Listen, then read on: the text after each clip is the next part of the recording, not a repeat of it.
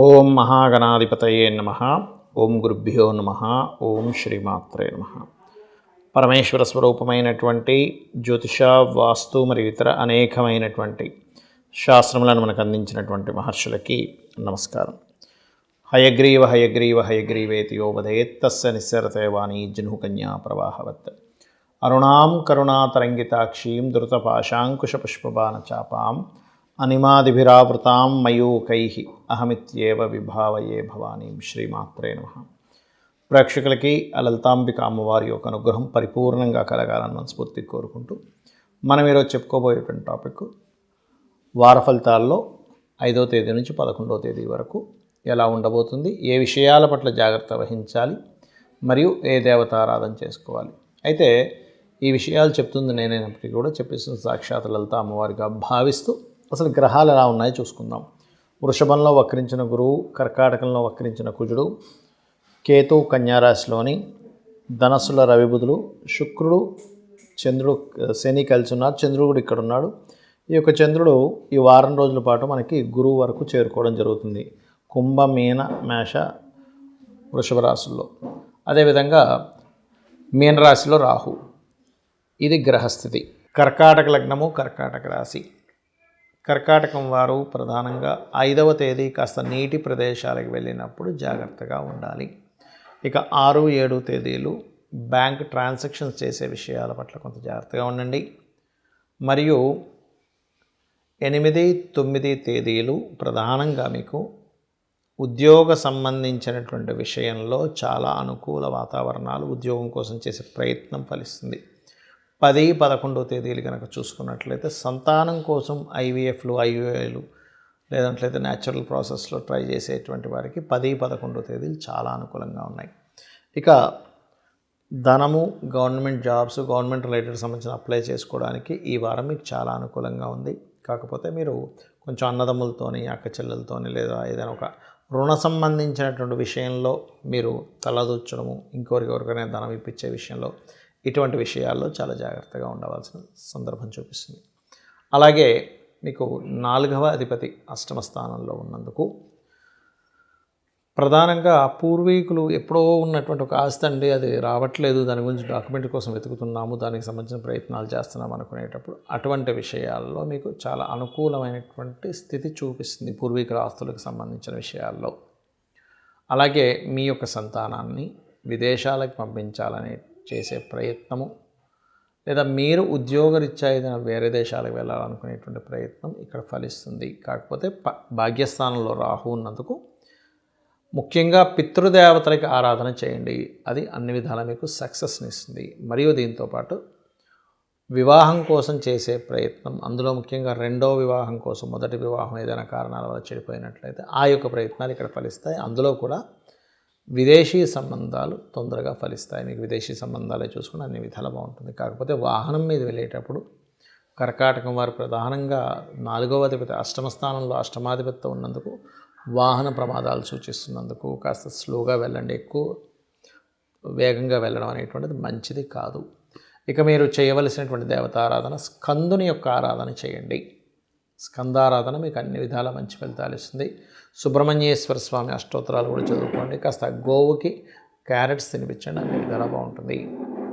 చాలామంది నన్ను అడుగుతున్నటువంటి ప్రశ్న ఏమిటి అంటే, జాతక చక్రంలో ఎలా ఉందో సేమ్ యాజ్ ఇట్ ఈజ్ అలాగే కలుగుతుందా, మనం ఏదైనా మార్చుకోవచ్చా అనేటువంటి చాలామంది నన్ను అడుగుతున్నటువంటి క్వశ్చన్ ఇది. ఒకటే చెప్తాను, మనకి పురాణాలు లేనట్లయితే అనేకమైనటువంటి గ్రంథాల్లో తీసుకుంటే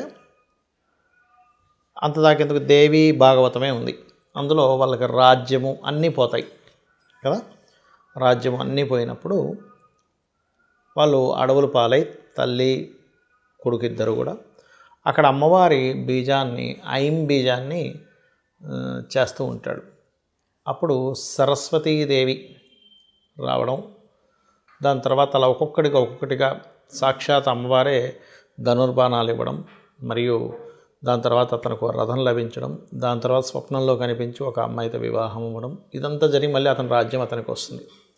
అంటే ఇక్కడ మనం అర్థం చేసుకోవాల్సింది ఏంటంటే, మన పూర్వజన్మ కర్మ బట్టి రాసుకొని వచ్చాం భూమి మీదకి. ఇలా జరగాలి స్టోరీ అనేది. ఇందులో కరెక్షన్స్ చేయబడతాయా చేయబడవా అనేటువంటిది కూడా అగైన్ ఎప్పుడు జరుగుతుంది, ఎప్పుడు సాధ్యం అంటే 2 విషయాలు. ఒకటి మనం మానవ ప్రయత్నంగా చేసే ప్రయత్నము, రెండవది దైవానుగ్రహము. దైవానుగ్రహం చాలా ముఖ్యం. అందుకే మనం ఏం చేయాలి, సత్కర్మ చేయడం ద్వారా మన యొక్క కర్మ మారుతుంది. ఆదిశంకరాచార్యులు వారి వృత్తాంతంలో కూడా ఉసిరికాయ ఇస్తుంది. ఇతను భిక్షాటన చేసుకుంటూ ఒక్కొక్క ఇంటికి వెళ్తూ ఉన్నప్పుడు, ఒక ఇంటికి వెళ్ళినప్పుడు భిక్షాటన క్రమంలో ఆ ఇంటి ముందు ఆగి అడిగినప్పుడు ఆవిడ ఒక ఉసిరికాయ ఇస్తుంది. ఉసిరికాయ ఇచ్చినప్పుడు చెప్తుంది, ఏమంటే 10 రోజుల నుంచి మా ఇంట్లో నేను ఎటువంటి ఆహారం లేకుండా ఉన్నాను, మా వారు బయటికి వెళ్ళారు, ఉన్న ఒక్క ఉసిరికాయ దేవుడికి నైవేద్యం పెట్టినటువంటి ఉసిరికాయ నీకు ఇస్తున్నాను స్వామి అని చెప్పినప్పుడు ఆదిశంకరాచార్యుల వారికి ఒక్కసారిగా కళ్ళలో నీళ్ళు వస్తాయి. వచ్చి లక్ష్మీదేవిని ప్రార్థించినప్పుడు ఆ యొక్క లక్ష్మీదేవి ప్రత్యక్షమై మొట్టమొదటిగా చెప్పిన మాట ఏమిటంటే, శంకరా నువ్వు నన్ను ప్రసన్నం చేసుకున్నావు, ఏం కావాలి అని అడిగినప్పుడు ఇక్కడ ఈ దారిద్ర్యాలు ఉందమ్మా నువ్వు అనుగ్రహించు అన్నప్పుడు, కరెక్టే నేను అనుగ్రహించాలంటే పుణ్యం ఉండాలి కానీ ఇవిడికి పుణ్యం లేదు కదా అంటుంది.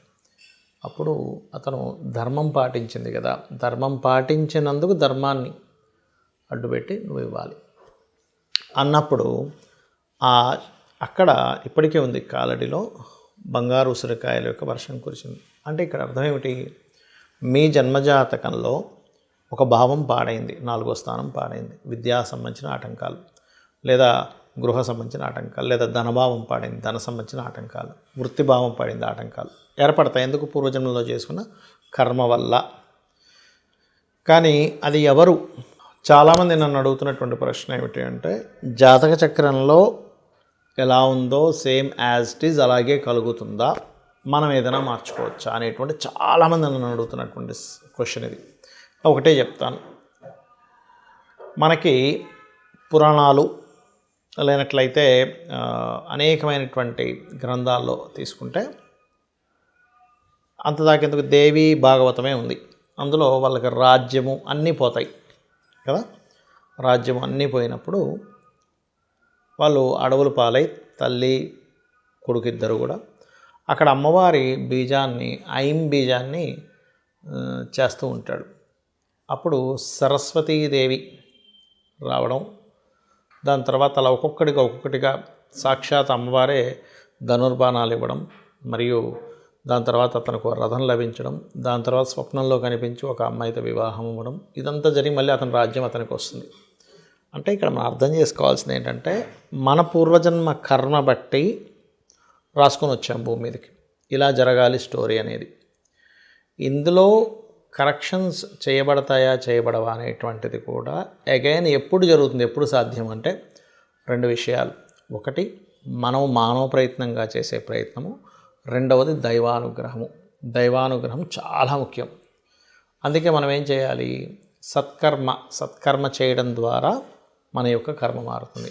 ఆదిశంకరాచార్యులు వారి వృత్తాంతంలో కూడా ఉసిరికాయ ఇస్తుంది. ఇతను భిక్షాటన చేసుకుంటూ ఒక్కొక్క ఇంటికి వెళ్తూ ఉన్నప్పుడు, ఒక ఇంటికి వెళ్ళినప్పుడు భిక్షాటన క్రమంలో ఆ ఇంటి ముందు ఆగి అడిగినప్పుడు ఆవిడ ఒక ఉసిరికాయ ఇస్తుంది. ఉసిరికాయ ఇచ్చినప్పుడు చెప్తుంది, ఏమంటే 10 రోజుల నుంచి మా ఇంట్లో నేను ఎటువంటి ఆహారం లేకుండా ఉన్నాను, మా వారు బయటికి వెళ్ళారు, ఉన్న ఒక్క ఉసిరికాయ దేవుడికి నైవేద్యం పెట్టినటువంటి ఉసిరికాయ నీకు ఇస్తున్నాను స్వామి అని చెప్పినప్పుడు ఆదిశంకరాచార్యుల వారికి ఒక్కసారిగా కళ్ళలో నీళ్ళు వస్తాయి. వచ్చి లక్ష్మీదేవిని ప్రార్థించినప్పుడు ఆ యొక్క లక్ష్మీదేవి ప్రత్యక్షమై మొట్టమొదటిగా చెప్పిన మాట ఏమిటంటే, శంకరా నువ్వు నన్ను ప్రసన్నం చేసుకున్నావు, ఏం కావాలి అని అడిగినప్పుడు ఇక్కడ ఈ దారిద్ర్యాలు ఉందమ్మా నువ్వు అనుగ్రహించు అన్నప్పుడు, కరెక్టే నేను అనుగ్రహించాలంటే పుణ్యం ఉండాలి కానీ ఇవిడికి పుణ్యం లేదు కదా అంటుంది.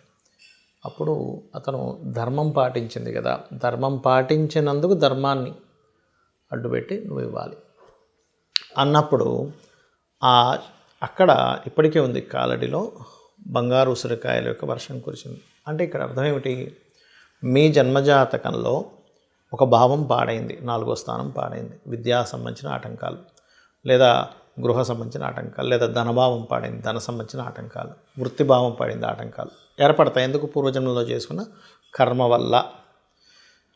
కానీ అది ఎవరు, అక్కడ ఏ కర్మ చేయడం వల్ల ఆ యొక్క ఇబ్బంది పడుతున్నామో తెలుసుకొని దానికి సంబంధించినటువంటి మంత్రము లేకపోతే ఒక దానము లేనట్లయితే కూర్చొని పెద్దగా ఏమి మనం లక్షలు వేలు ఖర్చు పెట్టాల్సిన అవసరం ఉండదు. గుర్తుపెట్టుకోండి, రెమెడీ అంటే చాలా సింపుల్గా ఓకే నాకు పలానా గ్రహం వల్ల ఇబ్బంది అవుతుంది, ఆ గ్రహం దగ్గరికి వెళ్ళి దీపం పెట్టడం, చక్కగా ఆ గ్రహానికి సంబంధించిన అధిష్టాన దేవత ఎవరో తెలుసుకొని ఆరాధన చేయడం, లేకపోతే ఆ గ్రహ సంబంధించిన మంత్రం చదువుకోవడం, మన ప్రయత్నం మనం చేయడం చేసినట్లయితే 100% మీకు మారే యోగం ఉంటుంది. అయితే ఇందులో కూడా మారాలని ప్రయత్నం చేయాలని కూడా జాతక చక్రంలో ఉంటుంది. మారే ప్రయత్నం చేయని జాతకాలు కొన్ని ఉంటాయి, వాళ్ళు అలాగే బ్రతుకుతూ ఉంటారు.